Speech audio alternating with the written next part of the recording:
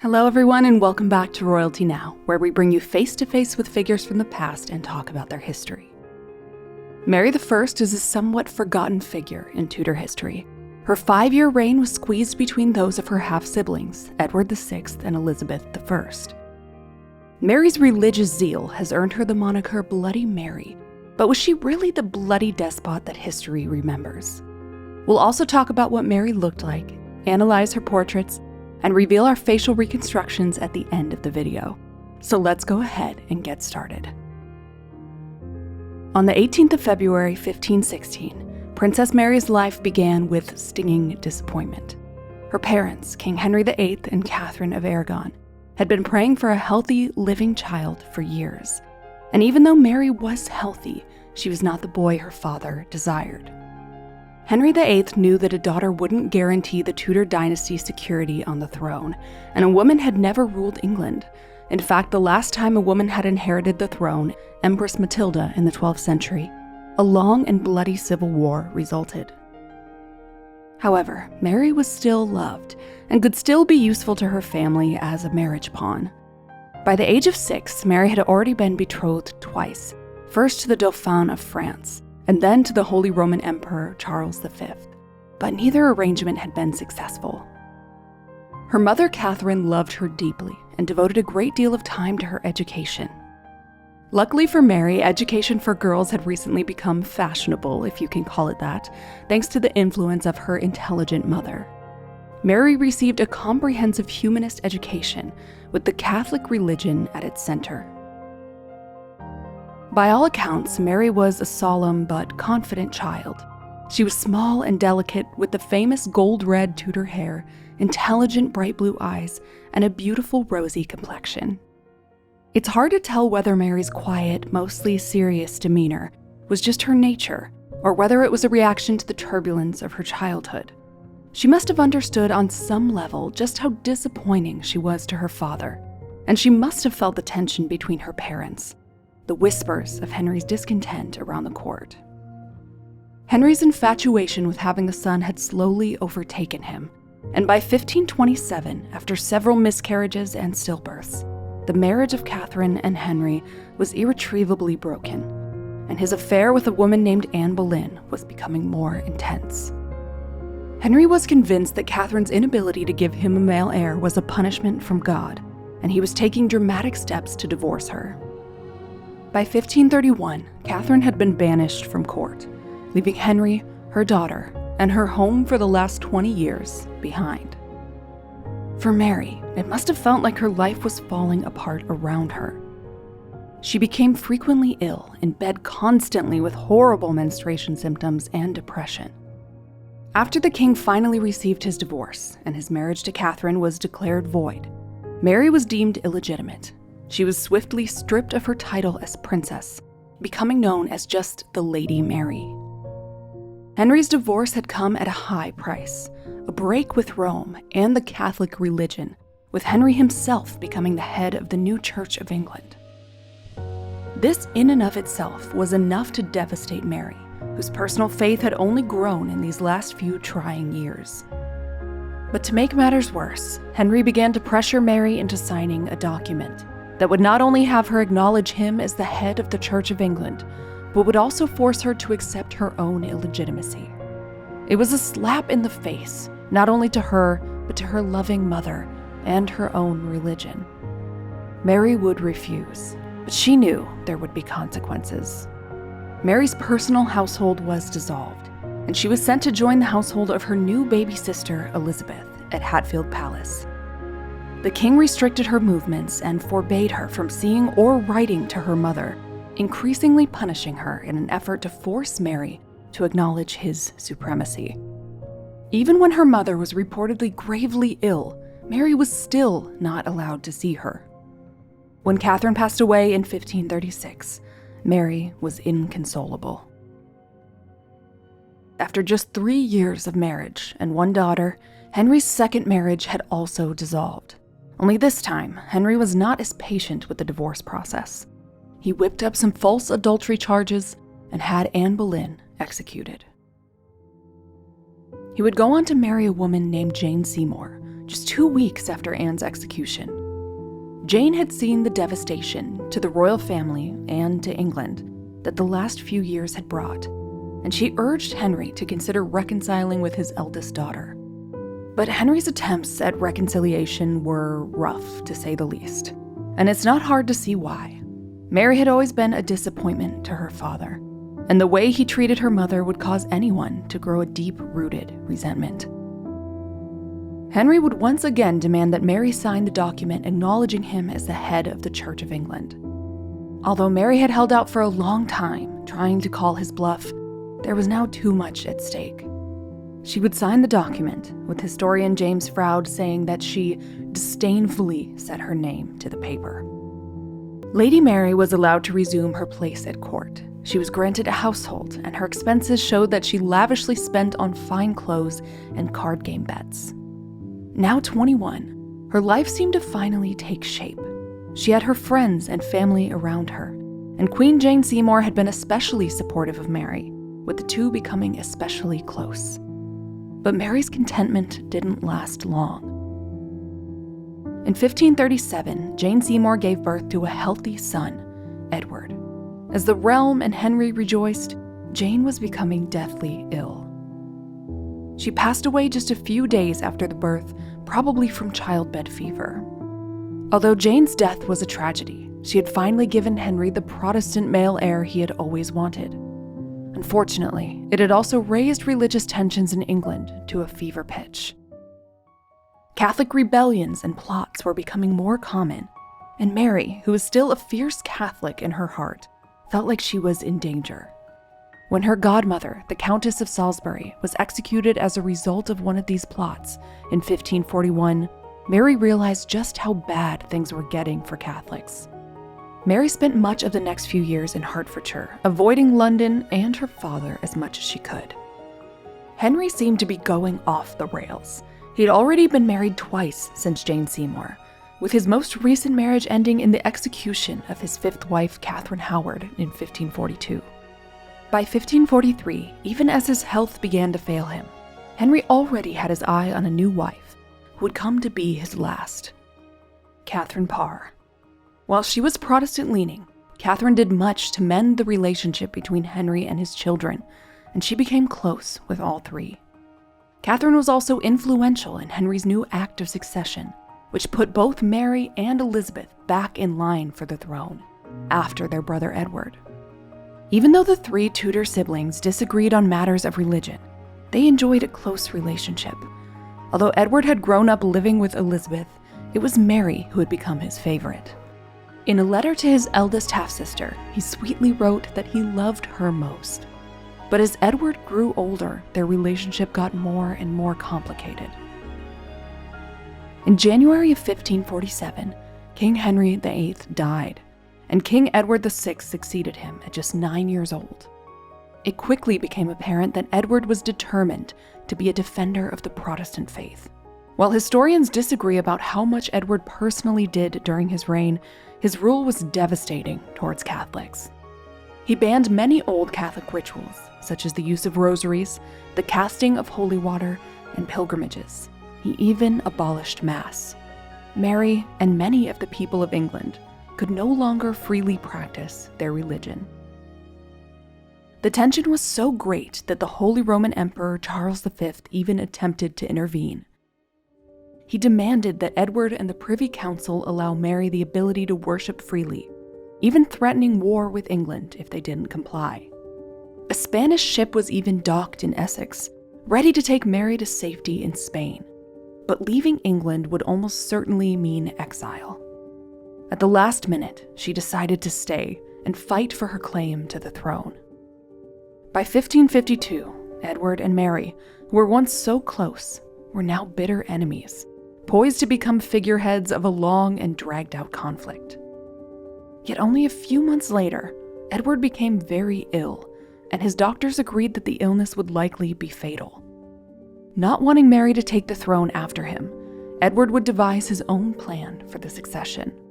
He would deny his own sisters, calling them bastards, and instead choose his Protestant cousin Lady Jane Grey to be queen after his death. All evidence suggests that Jane herself did not desire the throne, but simply had it thrust upon her as a matter of circumstance, and by the power-hungry men around her. Mary was summoned to London to say goodbye to her dying brother, but soon she heard news that would chill her to the bone. The visit was just a plot to capture and imprison her, so she wouldn't stand in the way of the new succession. Mary immediately fled to her estates in East Anglia, where she had safety and support. On the 6th of July, 1553, after only 6 years as king, Edward VI passed away. Following the news of her brother's death, Mary sent a letter to the Privy Council demanding them to recognize her as queen. The council didn't listen. But as Queen Jane was being led to the Tower for her coronation a few days later, London was eerily quiet. There was no cheering, no celebrating in the streets. The people wanted Mary. King Henry's divorce and separation from the Catholic Church all those years ago was a very unpopular move. There were still plenty of noblemen ready to support a Catholic monarch, and most of England agreed that the succession had been stolen from her. Very quickly, Mary had amassed enough support to ride into London and claim her crown. After just 9 days as queen, Jane Grey was overthrown, arrested, and sadly later executed. At the age of 37, the Lady Mary, her father's disappointment, became Queen Mary I of England. And after a life of being told what to do, how to act, and who to be, Mary was finally in charge. Her early reign was spent reversing many of her father and Edward's Protestant policies. And although Mary issued a proclamation stating that she would not force the people of England to be Catholic, this platform didn't last long. By 1553, high-ranking Protestant clergy were imprisoned, and in her first parliament, she obliterated Edward VI's religious laws. And soon, in a move that made English Protestants extremely nervous, Mary revived several acts against religious heresy. In addition to reforming religion, Mary had also set her sights on marriage. It would be necessary to produce an heir, and she was beginning to leave childbearing age. Holy Roman Emperor Charles V suggested a match: his own son, Philip of Spain. While it was a powerful match between two countries, the people of England were not as keen. There was a fear that naming Philip king would allow Spain to have too much power in England, and that he could easily manipulate his wife. After some negotiations, both parties reached a compromise. Philip would be styled as the King of England, but Mary would not be obligated to provide Spain military support. For Philip, the marriage was not a love match, but a political need. But Mary, it seems, had great love and desire for her husband. She also had the great desire for a child of her own. In September of 1554, it seemed that her prayers were answered. She started to gain weight and experience pregnancy symptoms like nausea and a missed period. Her physicians and court rejoiced. But several months later, many were starting to doubt the queen's authenticity, and Philip even wrote to his brother-in-law saying that he didn't believe Mary was actually pregnant. As the time passed and her predicted due date came and went, Mary's abdomen receded, and everyone tried to quietly move on. It appears that Mary was suffering from a false pregnancy, sometimes caused by hormonal imbalances, but usually caused by the extreme psychological desire to have a child. This part of Mary's life is just truly heartbreaking to me. She had such a turbulent journey to this point, and the tragedy of this must have just broken her down. She fell into a deep depression. It's unclear how much Mary's state of mind influenced the coming events, but in February of 1555, executions began. 283 Protestants were burned at the stake that year, on Mary's orders, leading to her infamous nickname, Bloody Mary.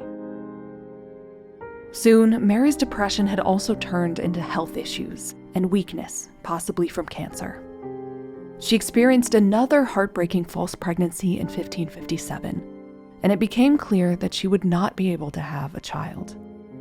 In the cruelest of ironies, Mary would be left without an heir, just like her father. But unlike her father, she would not betray the family she had. Despite their difference in beliefs and their fractured relationship, There was still love left in Mary's heart for her younger half-sister Elizabeth, who was the only other person in the world who knew what it was like to be the daughter of King Henry VIII. She could not and would not deny her. Mary would keep Elizabeth as her rightful heir and successor to the English throne. Already weakened by her constant illnesses, Mary's condition worsened during an influenza outbreak in London. On November 17, 1558, Queen Mary I died. Although short, Mary's reign was not seen as an unsuccessful one. Her Catholic policies were greatly welcomed in a country that had whiplash from religious turmoil, and she was beloved by the people for being a strong, forthright monarch whose faith was unrelenting. She was also the first woman in history to rule England in her own right, paving the way for her younger sister Elizabeth to become queen, which in turn led to a golden age in England. In the end, Henry's disappointing daughters would go on to become some of England's most important figures. So, what did Queen Mary I really look like? We're lucky to have quite a few portraits from Mary's lifetime, starting when she was very young. This hornbout miniature was painted when Mary was just 6 years old for one of her betrothals. Although she looks older than 6 in this portrait, you can see the qualities that were remarked upon throughout Mary's youth. That she had golden hair that later darkened to red, with a rosy and smooth complexion similar to that of her mother, Catherine of Aragon, and the blue eyes of her father Henry. Her betrothed, the Holy Roman Emperor Charles V, said of this portrait, "She promises to become a handsome lady, although it's difficult to form an idea of her beauty as she is still so small." After this image, we don't have a reliable portrait until 1544, when Mary was 28. In this image, we can see how small Mary was. It was frequently remarked that she was very thin and had a delicate build. French Ambassador Marillac said Mary was in face like her father, especially about the mouth, but her beauty is mediocre. The most remarkable and detailed portrait of Mary comes to us from her reign. This 1554 image by Antonis More, made from life, is one of the best and most lifelike Tudor portraits I've ever seen. Like her Tudor relatives, Mary understood the importance of portraits for political means. She's painted here with plenty of pomp, but also an admirable amount of authenticity. She doesn't appear to be artificially glossed over or smoothed out. She's just herself. One vanity Mary did have was in clothing and jewels. She liked to dress in the embellished French fashion, which was very decorative and considered gaudy by the Spanish. One disapproving Spanish source said, "The queen is not at all beautiful. She's small, with a white complexion, and has no eyebrows. She's a perfect saint and dresses badly." A slightly more favorable description of the queen during this time comes from Venetian ambassador Soranzo, who wrote, "Her eyes are white and large. Her face is round, with a nose rather low and wide. And were her age not on the decline, she might be called handsome." One of my favorite parts of this image is the large pearl hanging from her necklace. It's a 64-carat teardrop-shaped jewel that was mistaken for hundreds of years as a famous Spanish pearl called La Peregrina. At the time of its discovery, La Peregrina was the largest and most magnificent pearl ever found, and it was thought to have passed to Queen Mary during her marriage to Philip of Spain. La Peregrina eventually made its way to Sotheby's auction house in the 1960s, where it was purchased by Richard Burton for Elizabeth Taylor. Upon looking into the history of the pearl, Burton even acquired this portrait of Mary I, thinking that the pearls were one and the same. But when Burton realized his mistake, he sheepishly donated this portrait to the National Portrait Gallery, where it hangs today. This pearl is now known as the Mary Tudor pearl. I've used the lifelike Antonis More image for my recreation, and then also created a younger version of Mary from it as well. So, let's see the face of Queen Mary I, brought to life now.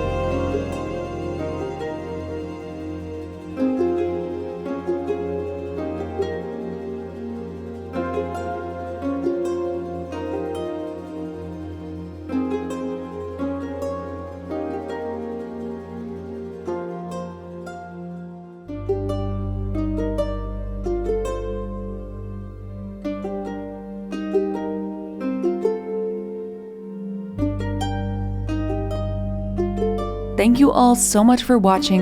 Don't forget to download June's Journey and start your hunt for clues today.